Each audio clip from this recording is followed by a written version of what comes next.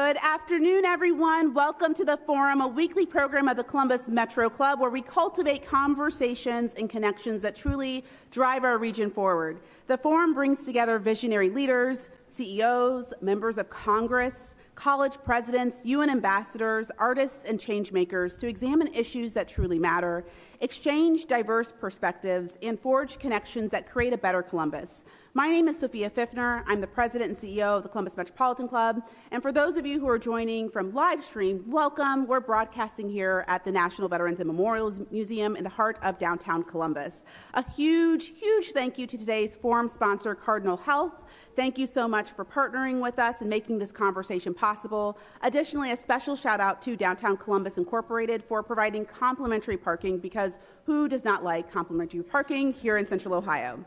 A big thank you to our presenting sponsor of our live stream, the Center for Human Kindness at the Columbus Foundation, and to our outstanding live stream partner, the Columbus Dispatch. We're also grateful to the National Veterans Memorial and Museum for hosting us every single week. Every CMC forum truly takes a village, so let's give all of our partners and sponsors an amazing round of applause.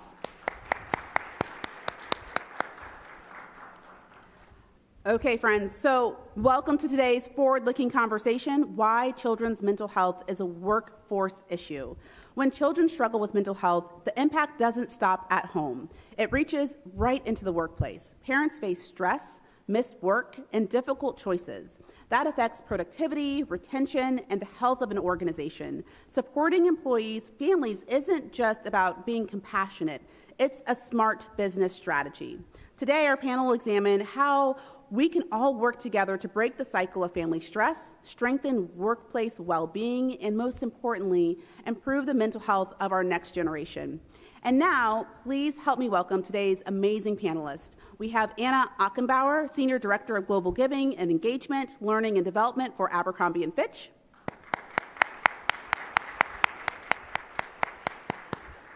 Nina Day, Community Health Advocate. Dr. Ariana Hoet, Executive Director of the Mental Health Foundation. And returning once again to CMC, please welcome our moderator, Cierra Johnson, anchor and reporter with NBC4.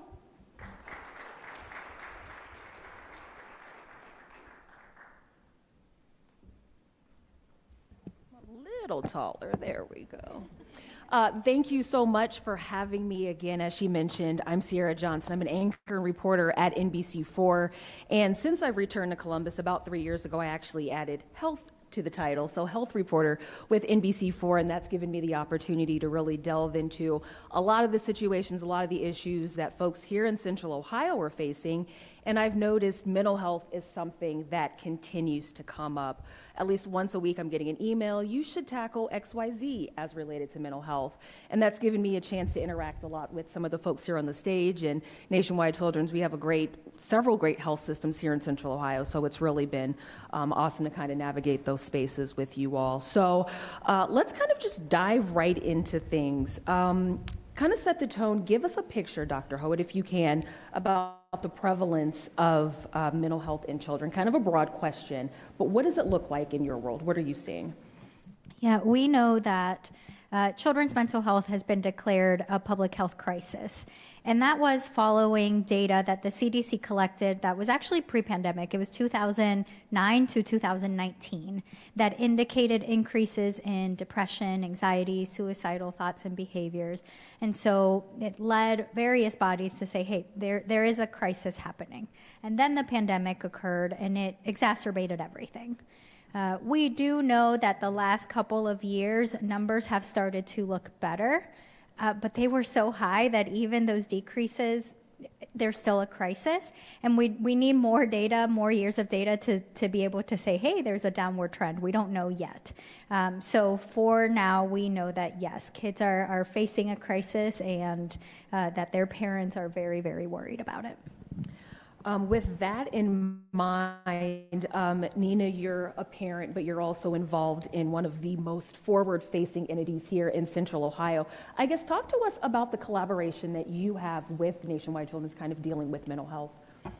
Yeah, about 8 years ago when Ryan became the head coach, we sat down and talked about, our passion and what we wanted to get behind. And we wanted to get behind mental health and especially children's mental health. So we partnered with Nationwide about 8 years ago and started creating, curriculum for K through 12 to start conversations in schools with parents, teachers, coaches, and try to help break the stigma.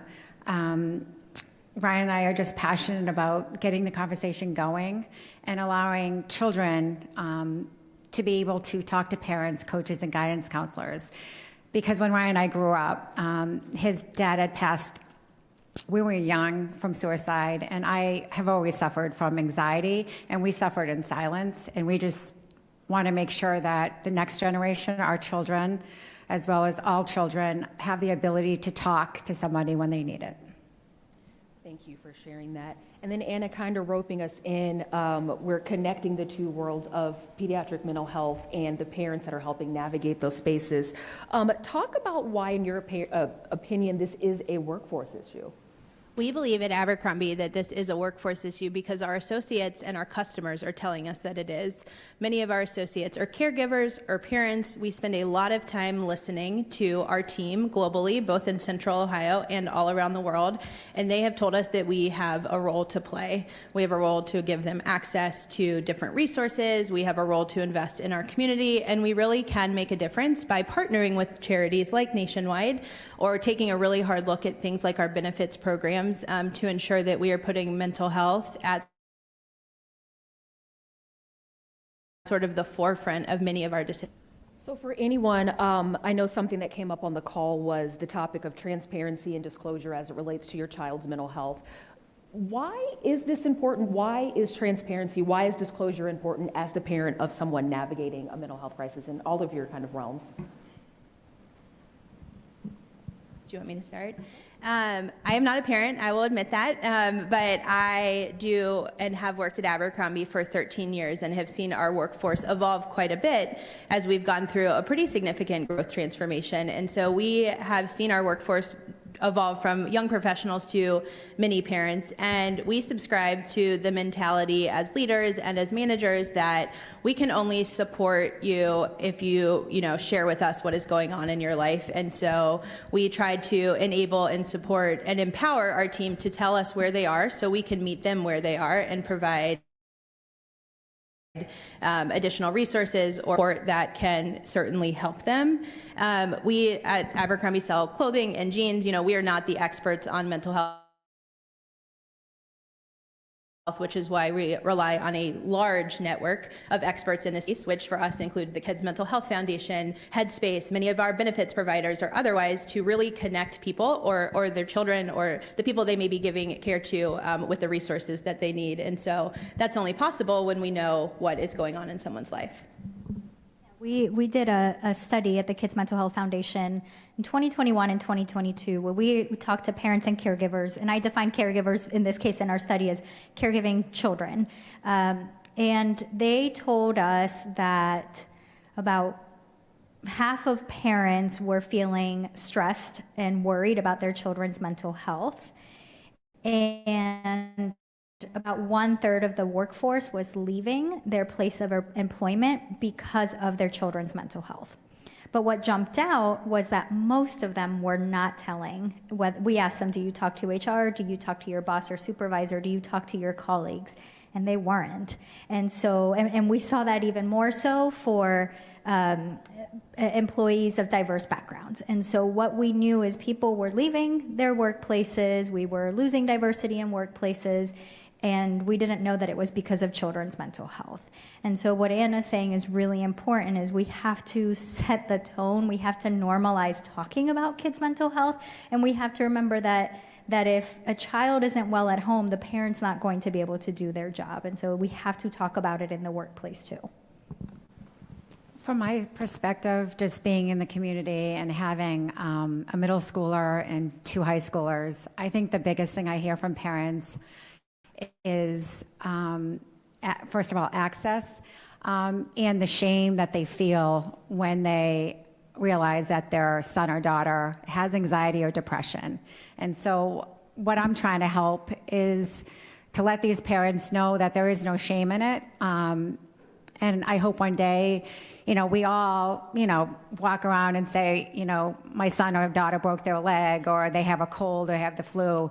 And I want to get to the point where parents are okay with saying, my daughter is having some anxiety about this, or she's not in a good place mentally, and normalize that conversation.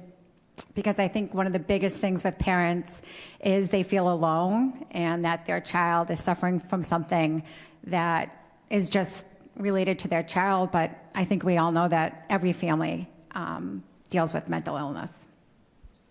You mentioned stigma. I know for so many that's a barrier in itself, but in your realms, have you seen other barriers? Is it insurance or is it just accessibility? I mean, are you finding that there are any barriers for parents to kind of make that connection?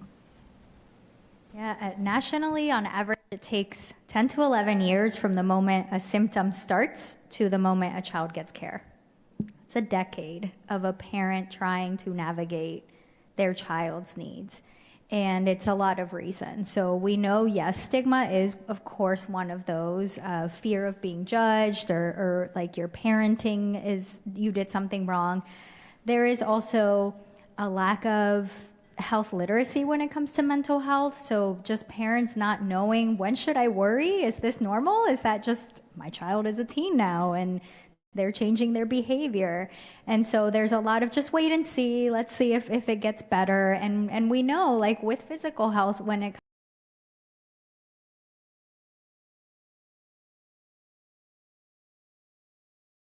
and you add all the systemic barriers, whether it's insurance, finance, simply not knowing, how do I find a therapist? Where do I start? That's the question I get the most from friends and family is, okay, I want to do therapy, but where do I begin?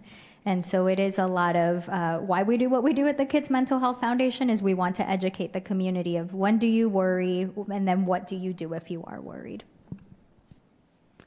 Well, I think in terms of, my children, I feel like at this point they know how to physically take care of themselves, get enough sleep, eat proper nutrition, hydrate, all of that.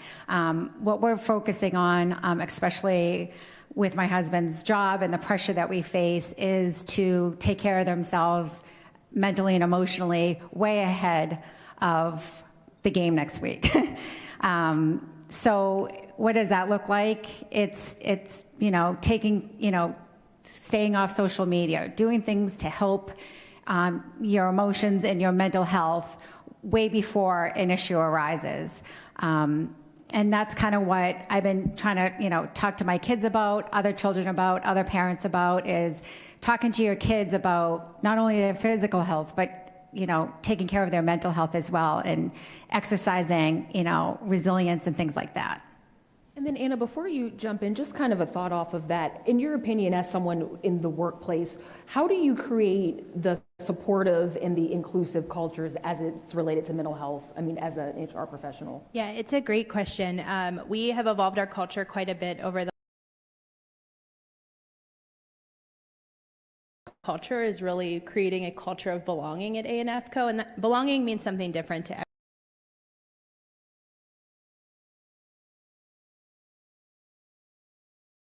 what may be barriers or why people may feel certain ways, and really getting crisp and clear on the role that we can play to support associates as they navigate, a variety of life circumstances.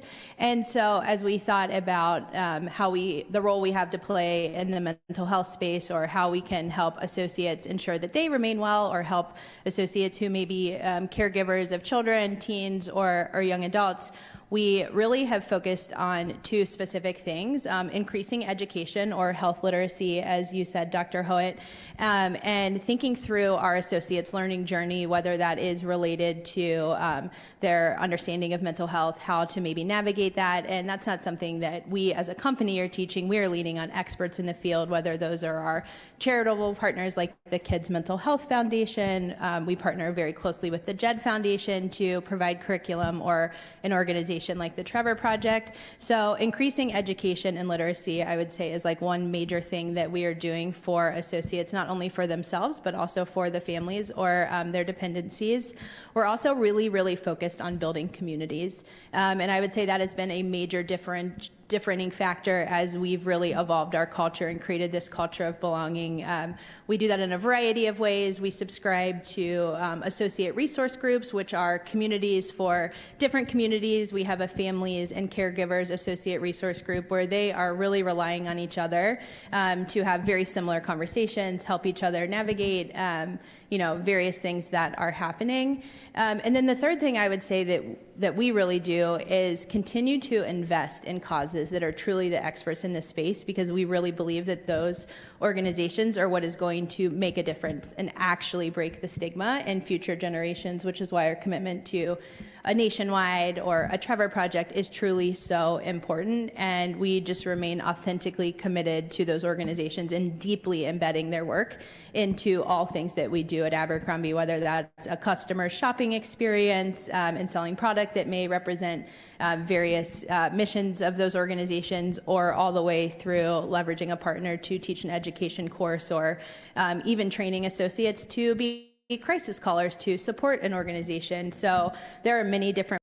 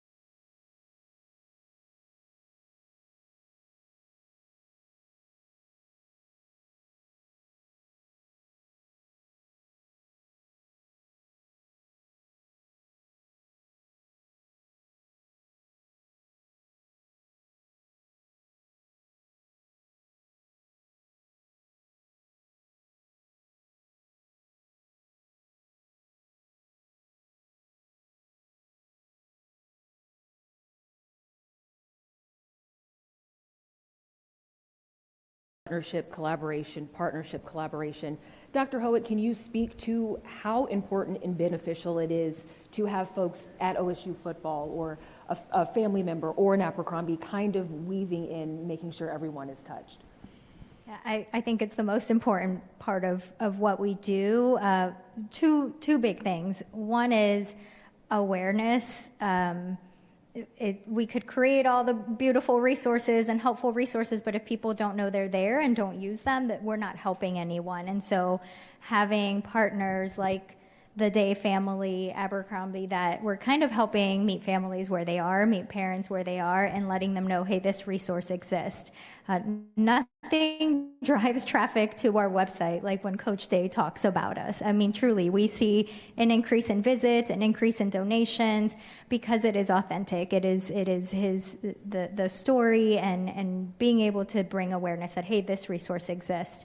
But then also a big part of what we do is access. We want everyone to be able to have the education to help raise healthy children. And we can only be accessible if we're free.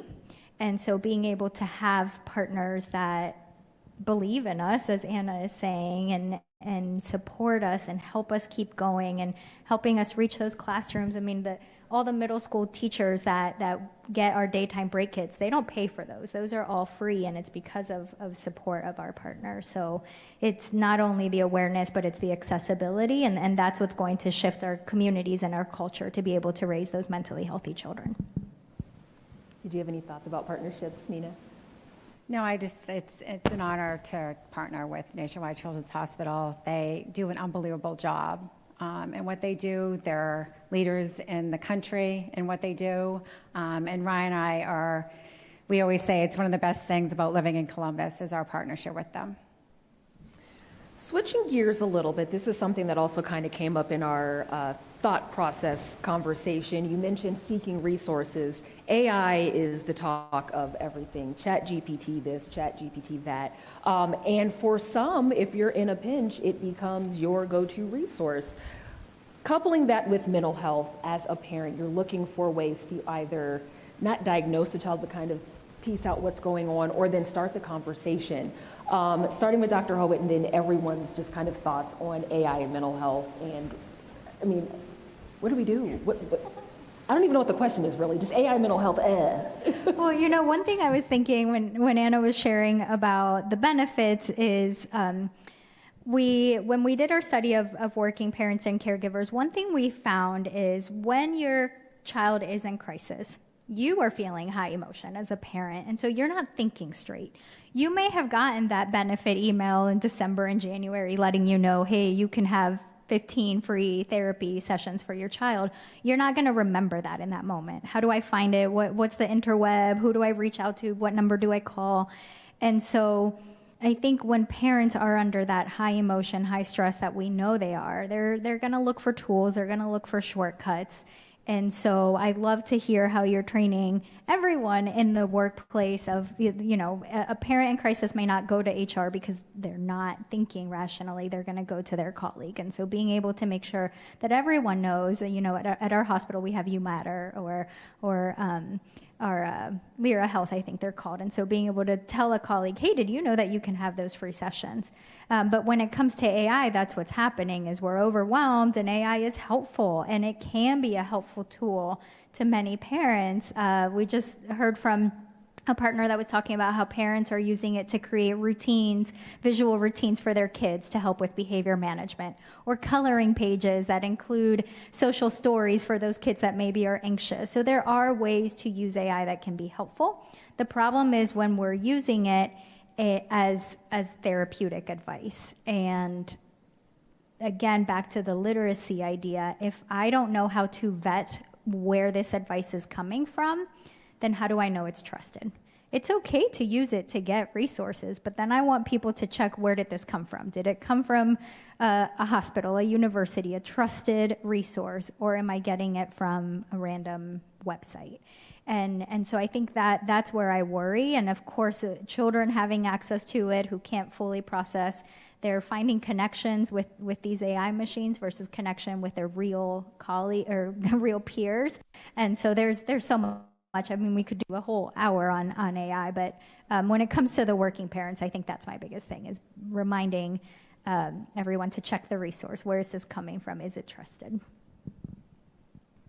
At A&F, we are most focused in our learning journey, and I oversee our learning department, in helping associates understand how to leverage AI. To go back to what you're saying, our chief technology officer will say we need to ensure that associates understand AI safety, and that's a word he uses often because there is just so much at your fingertips that has risk associated with it. So as we think about how to support just our general associate in leveraging this tool, it truly is about efficiency and safety and doing it in a really smart and measured way and understanding where it is beneficial and where it could be harmful. We certainly have many professionals in the AI space that are leveraging it for customer personalization and things like that, but we are really focused on ensuring that our general population really can use it in a safe and smart way to get the right resources at the right times. I would be remiss if we did not acknowledge where we were. We're at a veterans museum. So with that being said, veterans, their children have a unique situation. I know you all recently had a study about some of the stressors that families or children experience. Would you like to share that, and would others maybe like to chime in about, if you're in the reserves or if you still are a working and a serving parent, kind of what that looks like, or ways you can be a supportive community members to those families? Absolutely. I mean, talk about a different kind of workplace, right? We know that our military families are often under the typical pressures that any working parent is under, and then plus more. And that's what we have Dr. Whitney Ragland-Bignall here, and my colleague Diane McGuire, who led our needs assessment with the military-connected children. And that's what they found, is that these families are often under added stressors, whether it's constant moving or separation because of deployment, or simply because the kids are in your typical public school that is not military connected, and the teachers may not understand what that life is like, what their day-to-day life. And so It is our hope is to support those parents, those military-connected children, by helping the whole community be involved, by helping the kids feel like they belong and like I'm understood and I have the support, and giving the parents the tools so that they don't feel overwhelmed and stressed when something's going on with their child's mental health. Switching gears, I guess, what would your recommendation be? We've had a lot of conversation. We've talked about resources and partnership. I mean, what would your recommendation be for parents, for workplace, and for just other community members? I can start. I would say, as a representative of a Columbus workforce, I think for us what has been a massive unlock are really two things. Putting purpose at the center of all of our decisions, and understanding that that can be a North Star for us. Our purpose at Abercrombie and Fitch is that we are here for you on your journey to help you be and become, who you're meant to be, and that can show up in a lot of different ways. Where we are really focused right now is supporting the mental health of future generations, so kids, teens, and young adults. And that purpose has really helped us get crisp and clear on the partnerships that we aim to keep, and has allowed us to increase our investment and lean into experts and really, leverage partnerships like the Kids Mental Health Foundation to connect our associates with very purposeful causes that connect to exactly the issues that they need support on. The other is just really listening to our stakeholders, and for us that's our global associate base and also our customers, and we have heard loud and clear that we have a role to play for each of those groups in the mental health space, and so we have spent a lot of time cross-functionally as an HR department understanding the things that we can do and where we can really lean on experts, but where we've been able to be authentic and foster a really positive culture of belonging, that is where we've seen, I think, largest outcomes and otherwise. So I would say listen to your people, whoever that may be, and leverage purpose as a North Star to really guide you forward, and rely on the experts. I would just say starting conversations always help to break the stigma. I think the more people that are having conversations about mental health, bringing awareness to what is going on with our youth is very, very important. Ryan, talks to his team almost daily about their mental health, and a lot of them suffer from a lot of different things. And I think people in our community across the board need to start normalizing, when you're not okay. It's okay to be not okay. And the more conversations that are had, the more stigmas that are broken. And I just think the next generation will be much more well-equipped to deal with life than I think my generation. Yeah, I think there's nothing more powerful than those that are in leadership positions setting the example, right? And I think that's what you all model, is normalizing the conversation. We did a brief literature review this spring, just looking again at the data in workplace mental health and children. And I just want to share some numbers because these two specifically jumped out. So parents report spending about 10 hours a week managing their child's mental health. And 44% of caregivers say they've exceeded their PTO trying to support their kids. And so it is a significant workplace problem. We have to be able to set the example, create the benefits, and just give flexibility. That's what we heard in our study, is parents need flexibility. Taking a few hours off of work to go take my child to therapy shouldn't impact my performance, but many do feel that way. And a reminder that mental health can be chronic. And so it's not just my child is sick this week and I'm out for the week. It's I have to take them to therapy every week. And so parents coping with this at home really need workplace flexibility. And then if you're just a colleague and you know someone is going through something, in your experiences, what is a good way to be supportive for those parents?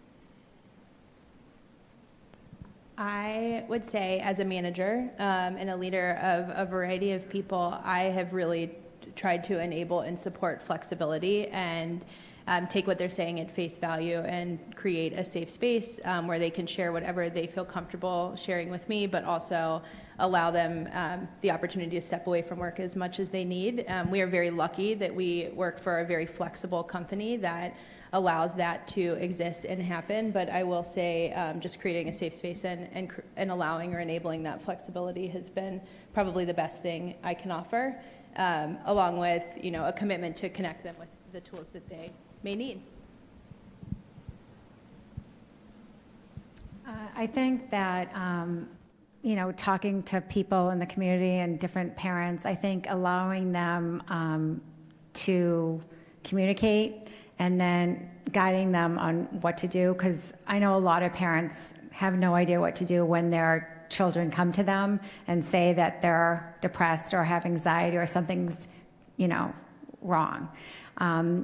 And giving the assurance to those parents that, it's okay to prioritize your child's mental health like you would their physical health and take time off from work or miss a vacation or set boundaries, if that's with coaches, teachers, friends. I think a lot of people need to understand that all of these things will end up helping their children in the long run. You mentioned loneliness earlier, and I think to answer your question, how do we support a colleague? I think many parents can feel very lonely, like you said, and so just being there for your colleague and asking them, what do you need?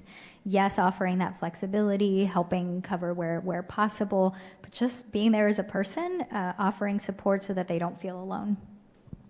And I did want to make a note, there will be a microphone in the back. We're going to take questions from the audience, and if you're watching the live stream, we will be taking questions from them as well. So if you are watching the live stream or YouTube, you can type the questions in the chat. So while those questions are coming in, I guess just one last question. So many folks here have been listening and they've been hearing and they're like, maybe I feel like my workplace can do better. We're smaller, but we don't have a budget for, maybe just bringing in a lot of health experts, but what is something they can recommend to an employer to make it a more mental health friendly or a more supportive work environment? This is the point where I'm going to plug a resource from the Kids Mental Health Foundation. So we have a program called Bloom, and it is a digital resource that can be provided by the employer to their employee.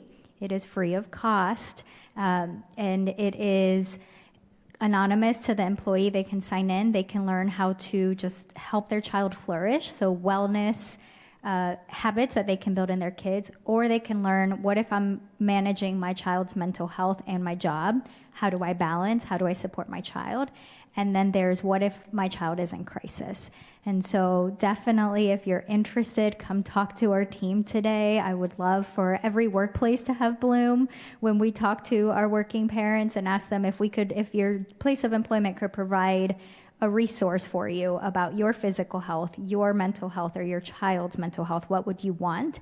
And we heard child's mental health was the top need at that time. I would say something that has been really free for us is creating associate resource groups or building community where you find individuals who are experiencing similar things and having them connect across the group. We've seen partnerships and friendships and groups be formed across our Families and Parents ARG, and that has been something that has been a really tangible impact on our associate journey and has honestly been a free form of connectivity and creating some really positive moments for our team. We'll throw it over to Doug. I think he has some of the live stream questions.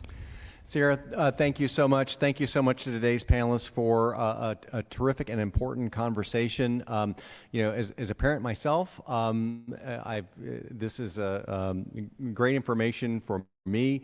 And I wish that my generation had thought differently about access to mental health resources. It seems like we're moving at least in the right direction. So thank you all.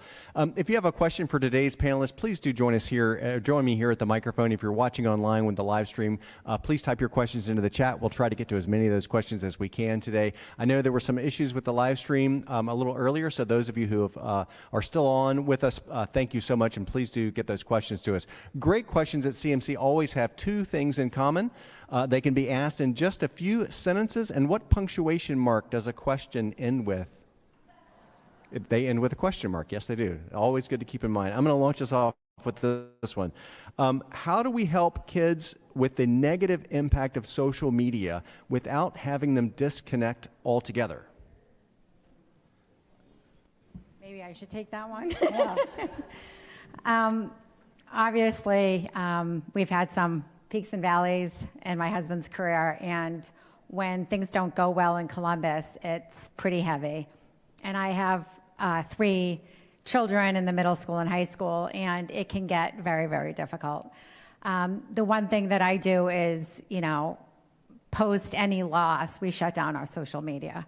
And that's just completely stepping away from it, because the negativity and how toxic it can become has really affected my children's mental health in the past. So just stepping away until people can actually calm down about a situation is probably the number one thing that I do in our household. And the other thing is to remind people that, my husband, these players, they're humans. I think with social media, too many people go behind a keyboard and just say whatever they want, things that they would never say in person. And humanizing these players and these coaches helps, because far too often people don't view them as humans, but as objects that they can just tweet at, DM and things like that. So those are the 2 things that we focus on. I want to really emphasize 2 things you said. One is your parent-led boundaries, right? You are choosing for your children, this is a time when we're turning social media off. If you are a parent and you're giving access to your child social media, you have to stay involved. And there are times when you're going to have to step in and say, we're turning this off, right? Another thing is, you said we. It sounds like the whole family does it. We have to set the example as adults. So we've talked a lot about literacy today. We have to teach kids how to use social media safely. It is here once you have the decision that, okay, I'm going to give this to my child. It is important that they know how to use it safely. It is important that you model it. It is important that you set boundaries as a parent. It is not just a one-time conversation. It is every single day to make sure that they're staying safe. Hi, everyone. Thank you all for being here. And Nina, thank you so much for being a champion and sharing your story. It means a lot. We talk a lot about what children's mental health means in terms of age range. I think we talk about social media, starting conversations. We think about older kids. But when we're companies or employers or people want to champion, when should we be thinking about children's mental wellness? When does that start? When should a parent be thinking about mental health literacy with their children? How young? And what has the greatest influence in terms of when we start thinking about kids' mental health? When should that start? From day one. Early childhood is so important, those first 5 years of a kid's life. I always say the way that we teach kids their numbers and their letters and their colors, that you should be talking to a newborn the moment they're born, right? We should also be doing mental health. And so what that looks like is giving them emotion words. When you're reading a book, talking like, oh, this character looks really happy, this one looks really mad. And starting as they develop, then you talk about how that emotion feels in the body, and then you talk about how do you regulate that emotion. But the conversation should start from the beginning, and to your question of for our partners, what is that age that could have a lot of impact? We focus at the Kids Mental Health Foundation for kids under 14, but really those kids under 5, that's when we could really make a life change trajectory to them. Thank you. Question from the live stream audience. What advice would you share with parents navigating life with a neurodivergent child?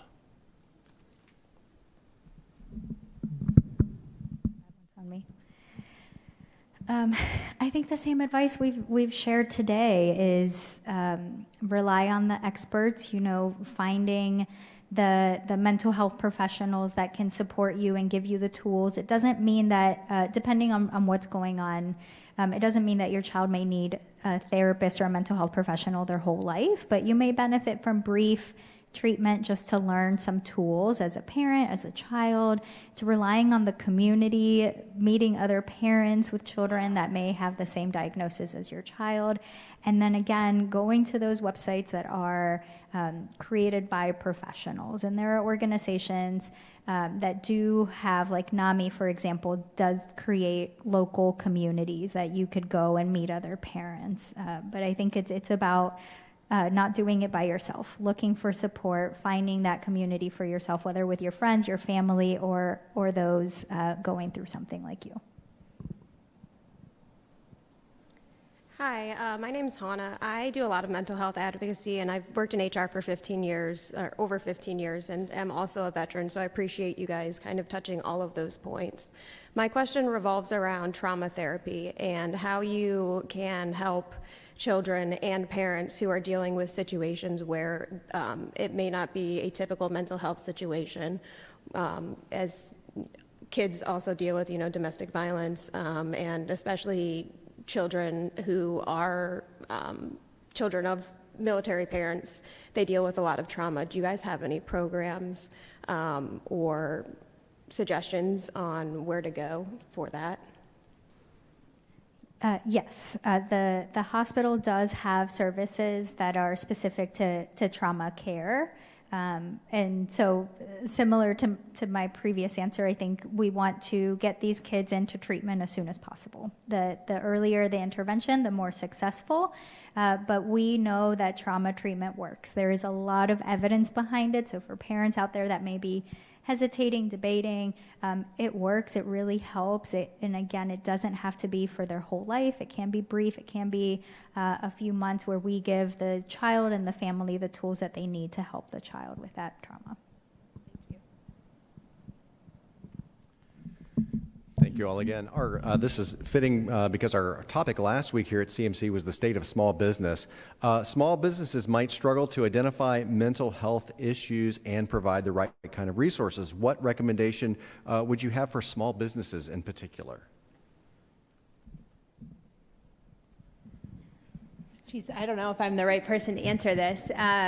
We honestly could continue to point us back to Nationwide. The resources that you have available online and through your Bloom program or otherwise is something that we really champion on a recurring basis, and really connect our associates to those resources. I would say from our experience, we also have found that Headspace is a place where they have a variety of access points. Sometimes, some components that are free is another place we've found a really easy way to connect associates with resources. And then one of our other partners, I'll just mention, the JED Foundation is largely focused on young people, but they have a very robust set of strong resources related to mental health that I would certainly advocate for. Yeah, I'm guessing the question for the small business is tied to, it can be hard for small businesses to fund all the supports that we've been talking about. So I would say connect with your community. There's a lot of community organizations that are providing services that can help. Of course, the hospital is one of those resources for children, but there are many organizations, and I would just recommend knowing what is provided already so that when an employee is in need, you can direct them to those services. Hi, good afternoon. My name is Thomas. Thank you so much for your insights this afternoon. My work operates at the intersection of K-12 education and mental health. And my question is, how can caregivers leverage relationships with teachers, educational professionals, trusted adults who work in after-school programs to help support students' behavioral health?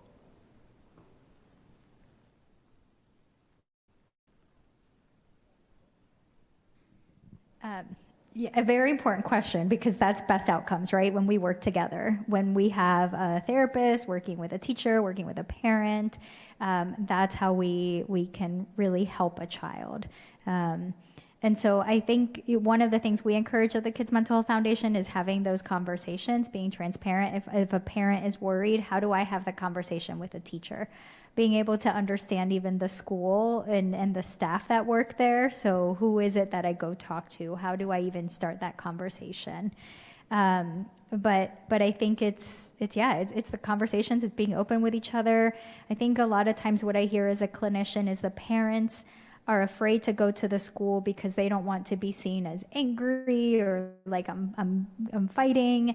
And the teachers are sometimes nervous because I don't know what the parent is going to say when I tell them that I have a concern. And so it's all about just, you're there for the child, right? And you're trying to work together, you're trying to help the child. And so it's having those conversations and figuring out the best support.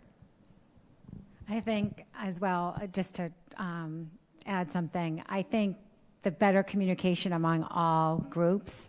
I know my husband has told me this. Every week they go player by player, and it's either a positive or negative sign, and they track every student athlete to see what kind of week that they're having so they can identify problems before they become major problems.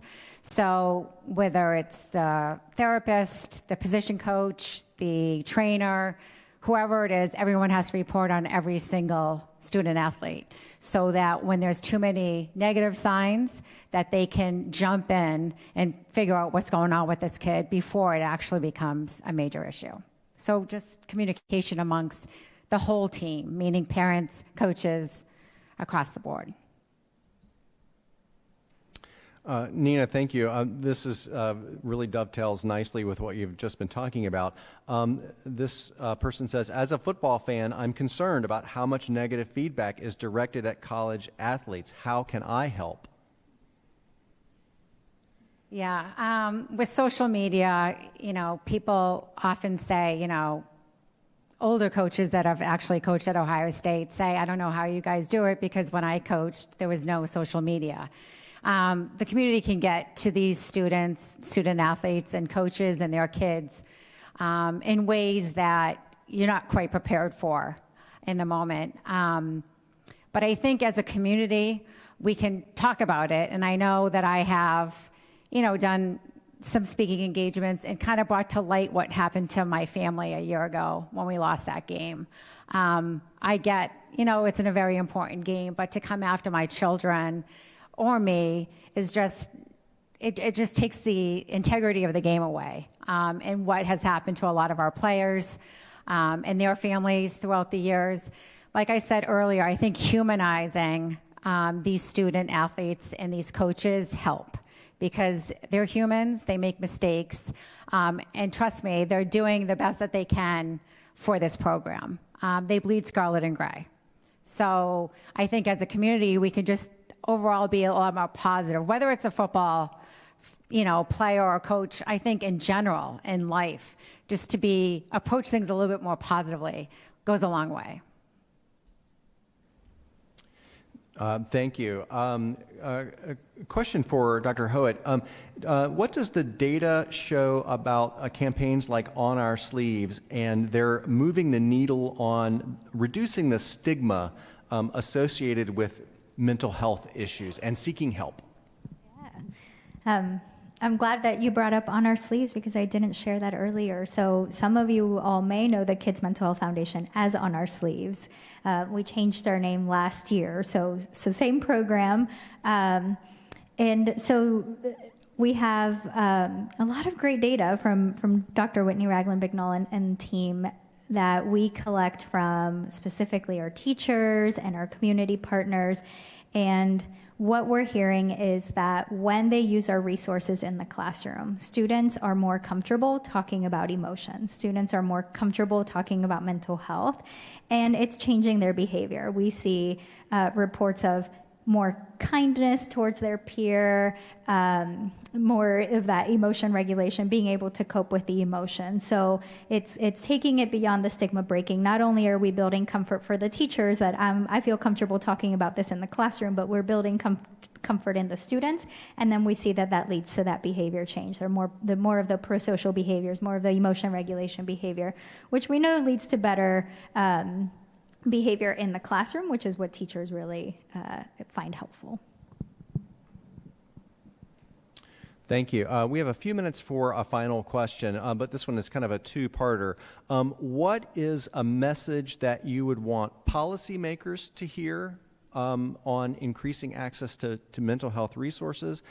And what's an action that community members can take to support families? So two-part question, a message that you think policymakers should hear, and something that citizens, community members can do to make a difference and support families.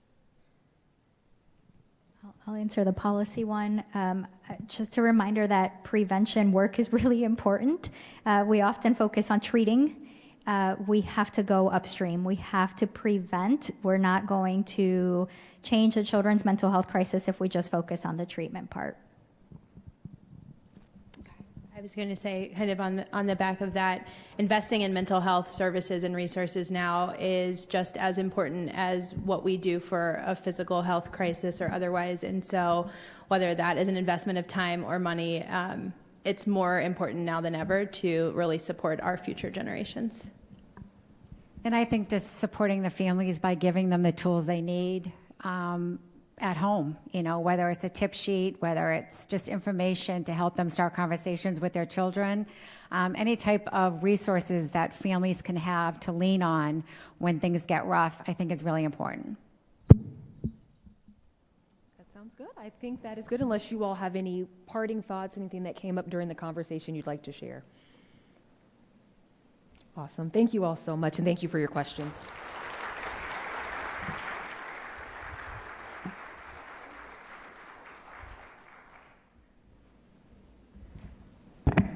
I even have heels on today.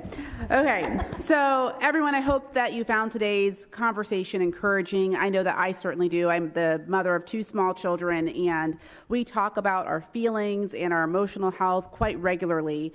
I think one takeaway from today's conversation is from you, Nina, where you shared that it's okay to not be okay, and how critical it is for leaders within the community to share how they're truly feeling and also provide resources and support to make sure that your loved ones, your coworkers, etc., have access to the resources that they need. I'm sure all of you have individuals in your life who are young people, and I hope that you'll take today's resources and contents and share that with your friends and family as you're eating Thanksgiving or Friendsgiving with others in the community. Last, I'd like to just say we're so thankful. We can't have conversations like this without our panelists, but also with our sponsors. So thank you so much to Cardinal Health for continuing our mission of civic dialogue. Thank you to Downtown Columbus Incorporated for providing complimentary parking to those who are in the room today. Thank you to our presenting sponsor of our live stream, the Center for Human Kindness at the Columbus Foundation, and our live stream partner, the Columbus Dispatch. And thank you to the National Veterans Memorial and Museum for hosting us every single week. But these conversations could not take place without these experts here on our stage. So to Anna Ankenbauer with Abercrombie and Fitch, Nina Day, Community Mental Health Advocate, and Dr. Ariana Hoet with the Kids Mental Health Foundation, and our host, Cierra Johnson. Thank you so much for today's conversation. Let's give them a round of applause.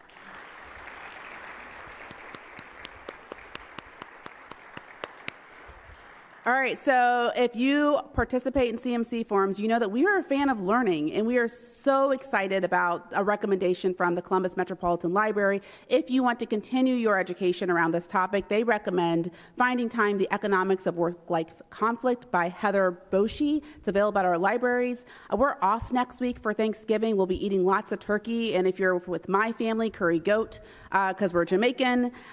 Celebrating Thanksgiving the true American way, but we will be here in December, the first week in December, December 3rd, Creative Capital, How the Arts Empower Community Infrastructure. Please join us for that conversation in December. Thank you so much for being here, everyone, and hope you have a great afternoon.